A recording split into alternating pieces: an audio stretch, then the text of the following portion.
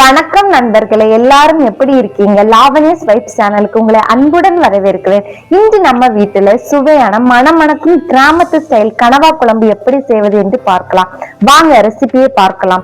முதலில் ஒரு சட்டியில் தேவையான அளவு எண்ணெய் ஊற்றி சூடானதும் கடுகு சேர்த்து தளிக்கவும்.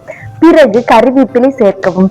அடுத்து பொடியாகிய நறுக்கிய 2 பெரிய வெங்காயத்தை சேர்த்து சிறிதளவு உப்பு போடுங்கள். உப்பு சேர்த்தால் வெங்காயம் சீக்கிரமாக வதங்கும்.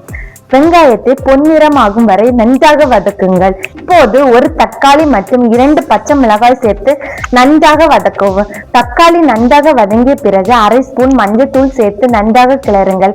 இதற்கிடையில் ஒரு வாணலியில் திருவிய தேங்காய், சிறிதளவு இஞ்சி, 2 பற்கள் வெள்ளை பூண்டு ஆகியவற்றை மட்டும் சேர்த்து சிவப்பு கலந்த பொன்னிறம் வரும் வரை நன்றாக வறுத்து கொள்ளுங்கள். அடுத்து இன்னொரு வாணலியில் 1/2 கிளாஸ் சம்பா புழுங்கல் அரிசியை மட்டும் சேர்த்து மனம் வரும் வரை லேசாக வறுத்து கொள்ளுங்கள். இப்போது வறுத்த தேங்காய், இஞ்சி, வெள்ளை பூண்டு ஆகியவற்றை மிக்சியில் போட்டு நன்றாக அரைத்து தனியாக வைத்துக் கொள்ளுங்கள்.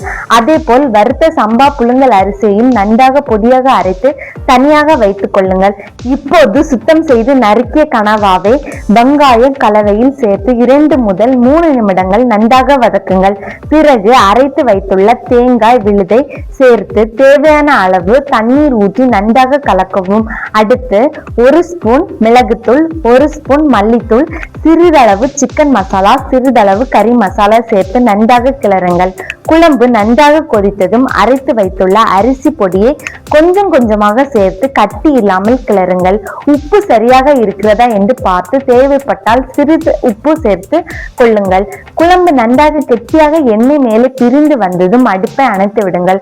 அவ்வளவுதான், மணமணக்கும் சுவையான கிராமத்து ஸ்டைல் கனவா குழம்பு ரெடி. இந்த ரெசிபி உங்களுக்கு பிடித்திருந்தால் வீடியோக்கு ஒரு லைக் பண்ணுங்க, கமெண்ட் பண்ணுங்க. இன்னும் இது போன்ற சுவையான சமையல் வீடியோக்களுக்கு லாவண்யஸ் வைப்ஸ் சேனலை சப்ஸ்கிரைப் பண்ணி பெல் ஐக்கான்களை அழுத்த மறக்காதீர்கள். பார்ப்பதற்கு மிக்க நன்றி. அடுத்து அருமையான வீடியோவில் மீண்டும் சந்திப்போம். நன்றி.